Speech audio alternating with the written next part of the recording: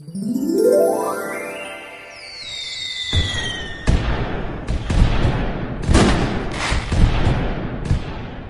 used to think success would feel loud, like applause, like fireworks, like the kind of victory that echoes. But when it finally came, it sounded like coffee beans grinding at 7 a.m., like laughter behind the counter, like Irish calling my name from across the shop. That was our life now.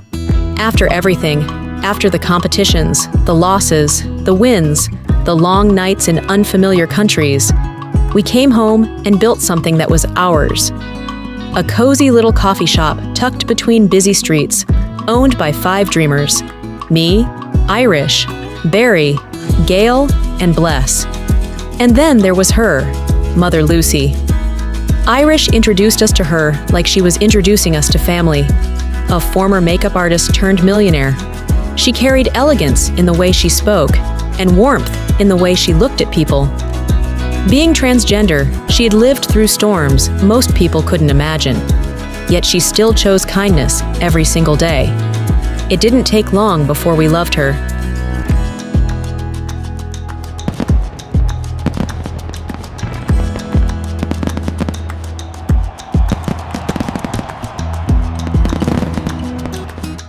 Our shop flourished, not just because of the coffee, but because it felt alive. On one side, the rich aroma of espresso. On the other, a small takeaway kitchen filled with experiments and comfort food. And that afternoon, it was just me and Irish on duty. Quiet, peaceful, dangerous. We were waiting for a delivery that was taking way too long. Irish was reviewing orders, pretending to be busy. I knew that look, focused on the outside, but her thoughts always drifting somewhere else. Usually, to me. So I leaned closer, resting my chin on my hand, watching her. What? She asked without looking up. Nothing. Just thinking how serious you look, for someone I know is weak. I said, smiling. Baby? That made her glance at me. I slid my foot gently against her leg under the counter. Slow. Teasing. Her breath hitched, just a little. Stop it. Just enough, she whispered, but her voice wasn't convincing. I leaned closer, my lips brushing against her ear. She tried to move away, but the counter trapped her. Make me. I knew exactly what I was doing. I always did. Irish was strong in everything, except me. Especially me. My fingers traced lightly along her knee, then higher, slow enough to drive her insane, but soft enough to look innocent if anyone walked in. Baby, someone might come in. She murmured, her voice shaky now. I whispered back. Then we'll stop. But I didn't stop. I pressed a quick kiss against her jaw, then another near her neck. She sucked in a breath, her hands gripping the edge of the counter. Charlie. She warned again, but it came out weaker this time. And then she broke. She turned to me, pulling me closer, her restraint snapping like it always did when I pushed just enough. For a moment, the world disappeared. It was just us.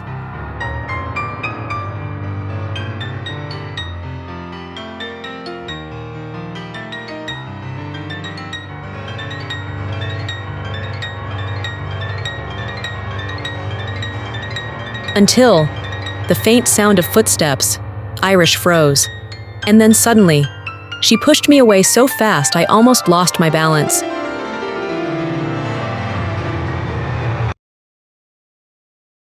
The door opened.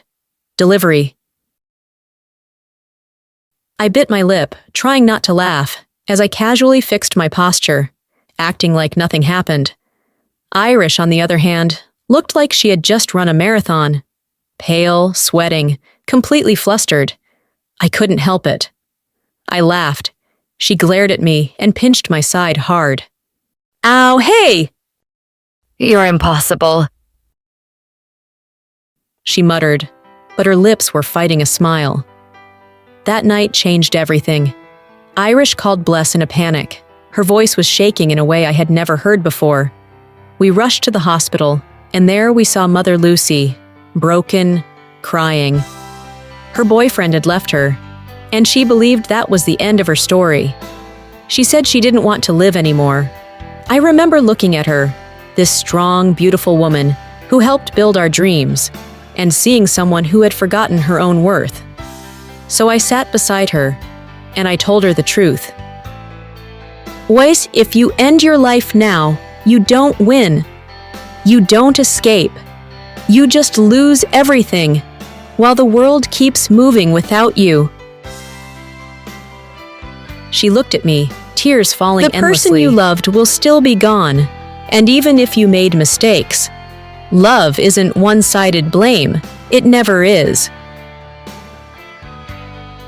One day, he'll move on. People always do. But that doesn't mean your story ends here. Don't waste the life that was given to you, especially when it's still so beautiful. And then she hugged me, tightly, like she was holding on to something real again. We visited her every day after that, not as investors, not as business partners, but as family. And slowly, she came back to life. A few weeks later, I was back in the kitchen of our shop, surrounded by ingredients, completely lost in creation. Baking had always been my escape, my way of turning feelings into something tangible, something sweet, something unforgettable. I didn't notice Irish come in until I felt her arms wrap around me from behind. Her chin rested on my shoulder, and then, softly, she kissed my cheek. What are you making? Something new! I smiled. I turned slightly, holding up a small, delicate cupcake. It wasn't ordinary. It was luxurious, infused with saffron and vanilla bean, filled with a silky, rose-infused cream center, topped with a swirl of champagne buttercream and edible gold flakes. Elegant, soft, unforgettable, just like her. Try it! Irish took a bite, and her eyes widened. It's amazing. It's not finished yet. What do you mean? It's perfect. I looked at her, really looked at her. No, it needs a name first. At the girl who changed everything. Then I smiled. My inspiration! I'll call it Iriel. Her cheeks flushed instantly. That sounds like me. It is you! And in that moment, standing in our little kitchen, surrounded by warmth and sweetness, and everything we built together, I realized something. Success isn't loud. Love isn't always dramatic. Sometimes, it's just a quiet afternoon, a stolen kiss, a second chance, and a cupcake made for the person who became your whole world.